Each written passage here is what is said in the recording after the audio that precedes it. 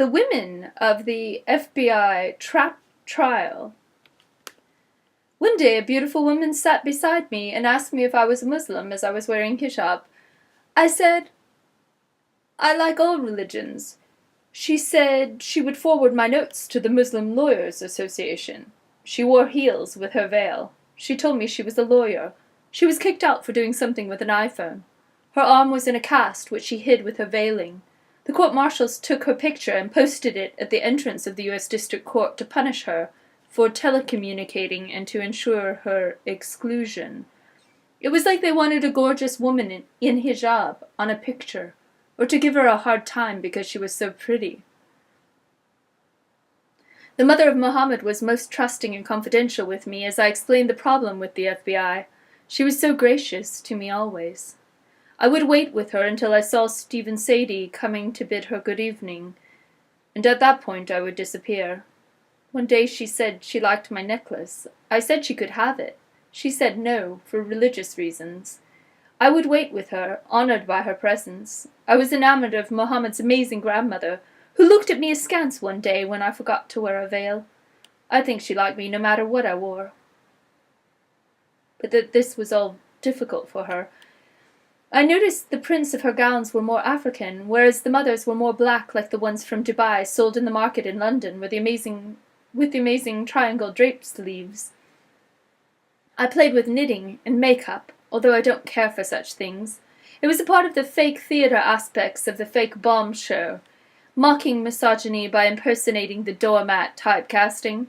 Oh yeah, like I believe everything the all-male, all-white FBI fake bomb agents say, and all I want to do is just sit here and knit and put on mascara. Muhammad's sister was like anyone's teen sister, young. She wore bright colors and bright jeans. I told her mother, if this is your daughter, you are the richest woman in Portland. Victoria Taft was more likely to talk to me if I did not wear a veil, so I could alternate costume to determine who would speak to me. I'm not fond of her anti-immigrant racism. The wonderful librarian from PSU was another omnipresent observer. Faye, Evening Muse, WordPress, dinner with Mark Sageman. One woman told me Dan Handelman was connecting notes via email. I loved the expert witness from California. I told her thank you for bringing the sunshine to Oregon. She spoke of brains not developing until 25, which made me think it's wrong to give teenagers child soldier training in fake bombs or FBI fake bomb therapy as a form of bullying to punish teenagers for being black or Muslim. It would be better to give them hope and joy and education and health, not a message of death and doom. FBI is so black metal sometimes. I think about Lisa Hay, the tough Oregon defender. I would like to be like her, ironclad and smart as darts. I wonder how she has energy for it, as it almost burned me out, the inhumanity of it all. I liked the way she dressed in simple suits, mostly with pants. She was so good at cross-examination. She was so fit. Perhaps I've been rude or mean about Holsinger, but her delivery was to me very uncomfortable, as though she did not believe a word she was saying. I felt sorry for her.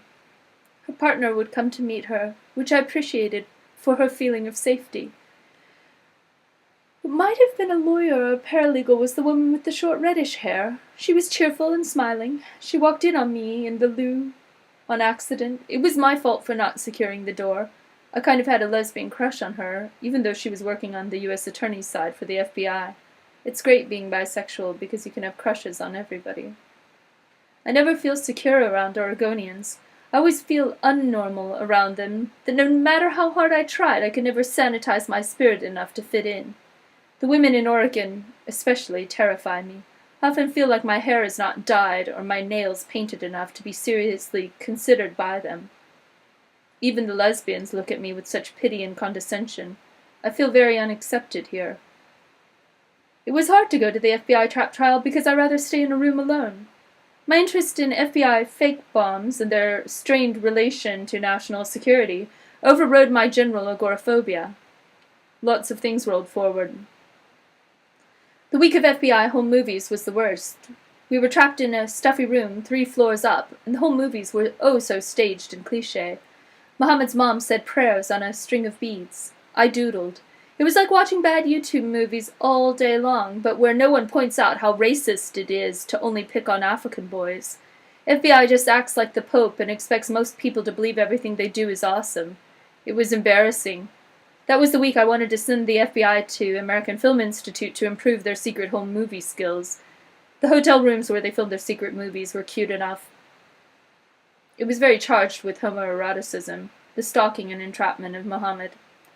I'd rather not be around humans, especially when they are humans who do child abuse and stalking for short-term FBI grant writing. Somebody called Child Protective Services on FBI for stalking a teenager and training him to be a child soldier. I saw the woman shopping at Ross who was the juror on the elevator who tried to silence me about the FBI agent blackmailing his girlfriend with secret porn recordings, which reminded me of the way the FBI treated Mohammed in the secret homoerotic charged home movies. She said, "I don't think you should talk about that," meaning any FBI blackmail home movie misconduct. So I saw her shopping at Ross dressed for less for a suit. She looked great in it the next day. I understood the need to look nice, as she, a member of the 100% all-white jury, decided whether or not Somali immigrant men have any rights under equal protection for fake bomb equality and FBI stalking. I'm sure she would never let FBI do it to her own white son. Thing is, all that architecture and all those male lawyers are rather hypnotic. It starts to make you feel important, the big architecture. Until the plastic center pole gave way one day. Towards the end I started to feel like Liz Taylor in Who's Afraid of Virginia Woolf. What a dump! I began to feel about the U.S. District Court like, what a dump! Although originally it felt rather grandiose in a 1997 OK Computer Matrix kind of way. I frequently thought of making the musical version. I dreamed up the ballet version of the trap trial. Then I was imagining Mohammed got recruited by Alvin Ailey dance troupe instead of FBI fake bomb squad. He could have been a big star in ballet. I'd rather not spend time in monkey courts. If it weren't for all the racism and notable lawyering, I might not have wanted to stay. I find it fascinating that Oregon is so opposed to the U.S. Constitution. It was like the short story, The Lottery. Funny how they never give fake bombs to girls. Same as the train set in kindergarten. Total gender profiling. And they totally ignore women and fail to secure their domestic safety. It's like FBI's cry for help. Help! I'm stuck in a trap trial, in a trap town, in a trap job, with a trap debt, and all this trap fear. It's like the court is the womb, and we are all fetuses. We are all born again into eternal youth, with the price of human sacrifice, and death of human dignity, fairness. The whole, we might save lives, honey. Go get me an FBI trap trial, from the secret shadow matriarchy to those cute FBI dudes is like, well, who needs justice when you can have a spectacle and a false sense of security? It was a good free tuition, though. I would have preferred a less fake case. FBI entrapments, while deeply morally offensive, are really a delusional PR stunt and a waste of my legal brain. There's no chance of justice in a 100% fake, 100% convictions monkey court. It's just dead-end jobs and a legal wash so watered down from anything to do with real justice. It hurts real victims of real violence to have FBI fakers faking up a big sideshow. I worry about it all, obviously. The way the entire medical community of Oregon refuses to denounce the bomb therapy given by FBI to people in need of medical respect, not a trap trial. The Benghazi hearing may be interesting. It's no long-term strategy. It's just FBI bullying immigrants because they want to feel important. Instead of de-escalation, they coach violence. It's a waste. Women would actually do it differently, I hope. I wonder about alcoholism at FBI, and the drug addict child molester informants with no ID checks. I love to watch the women lawyers from the Oregon Defender Office. It was sort of like falling in love with a whole family across the lines. I'm sorry about Amanda Marshall's dislike for people from Mexico and Somalia. Overall, I think we need less racist U.S. attorneys. I knew I would get a certain amount of trauma, brainwashing, scarring, and soul destruction from observing the trial.